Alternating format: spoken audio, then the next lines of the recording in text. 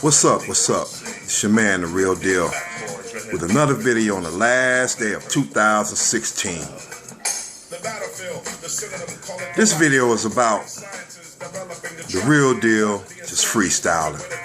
I'm just dropping a variety of topics right here, you know, about the last week, you know, the major news, I guess what you want to call that, of the last week here.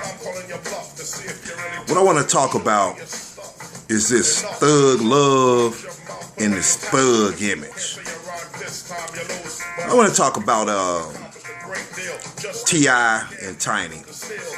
You know, it's well known right now that them two guys are about to, you know, get a divorce. See, she's filed for a divorce, you know, after 6 years.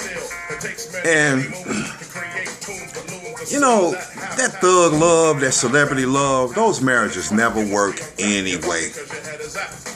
You know, T.I., you know, I got much respect for him. And, you know, I got respect for Tiny, too, you know, for the accomplishment that they've made. You know, but you have to understand, you know, T.I., you know, his whole platform and his whole music career started out with that gangster rap. You know, talking about the streets, the dope gang, the club, you know, the wild sexing and, you know, thugging and all of that nonsense, man. You know, and then him and Tiny, they get married. You know, I mean, family, I don't follow that celebrity stuff too much, but when a man decides to change his life around and he starts waking up and he matures into his own, which I feel that not Tiny, but T.I. has done as far as his community. You know, he's spoken out against Charlemagne's cooning and just the police brutality and the whole 9 yards and stuff like that. And it's like, to me, that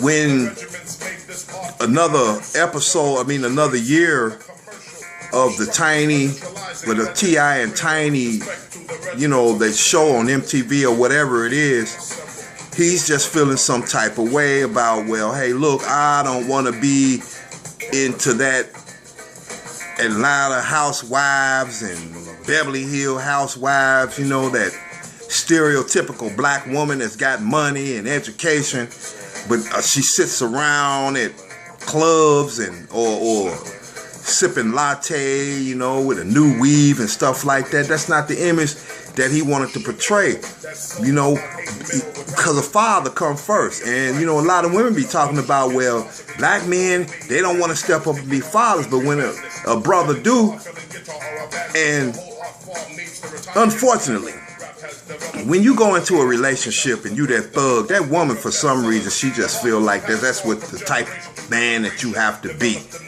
I got to have the cameras. I got to have my hair done. I got to look good. And they're not even thinking about their family. You know, that's how I look at it, man. You know, you're not thinking about your family. You know, because any divorce is very traumatic for the children, man. You know, and every child deserves a parent, and every marriage and even relationships nowadays deserve a second and sometimes a third chance, unless it's fighting and abuse and stuff like that. You can talk about cheating all day long, you know, but at the end of the day, what's more important? You holding that family together and raising them children, or, well, he cheated, I just want to be by myself. I mean, I just don't understand it. I don't understand it, man. You know, I'm not going to try to. But moving on, Dr. Umar Johnson. This is what I call that thugging. Now here you have a clinical psychologist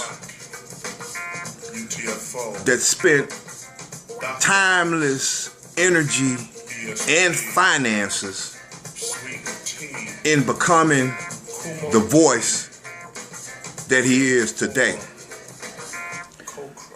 And to get on social media with a beanie on your head, looking like menace to society, or boys in the hood talking this gangster stuff, this thug stuff. Dr. Umar Johnson, come on, man. You got a whole lot of YouTubers with small platforms and large platforms that's speaking out against that social media beefing. And here you are doing it. Called nigga. You call him nigga. You're talking about the man's complexion. And see, now that's being exposed. And I always said that.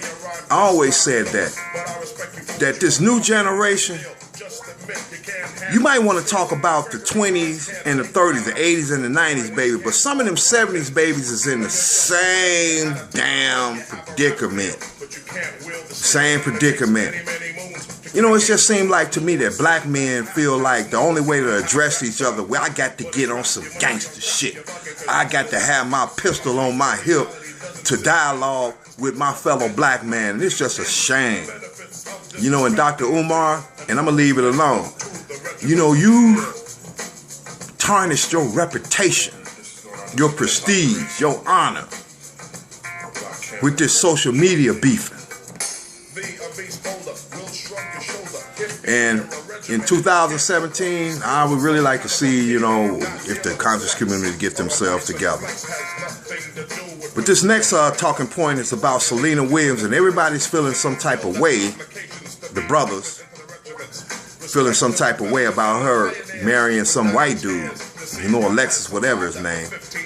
Look, you have to understand, Selena Williams, ever since she was a child, once her father couldn't teach her anymore, she had white coaches. And you have to understand, the game of tennis has been dominated by white folks. Other than Wilma Rudolph, no, not Wilma Rudolph, but Arthur Ashe. You know what I'm saying? And it's come to the point with some parts about the black community where they're so enmeshed with integration because of their talent that you may as well, I could just say, well, hey, look, leave Selena alone. You know, I don't like it. But, hell, what kind of dating pool does she have? You know, it's not too many black athletes like that that's willing to, I want a black woman, you know. Look at it, man. Look at it. Family, look at it. Black men, when they even make $50,000 and they feel like I done made it, first thing they get is a white woman. First thing they get is a white woman. You know, when a sister, when she reaches a certain kind of status, or if she just so frustrated with black men, she get a white boy.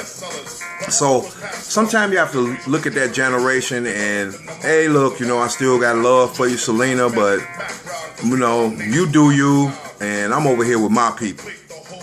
You know what I'm saying? I mean, that's all I can say about that. That swirling thing, you know, that's a whole different video right now. I can tell you who started it, why it started, and everything else. The last point, though, family, is this. Be safe out there.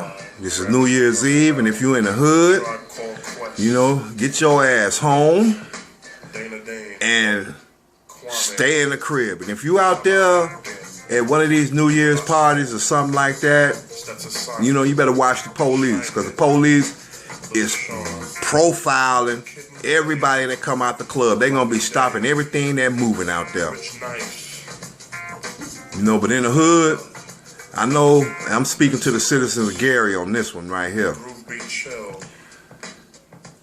I know you filling up, loading them clips.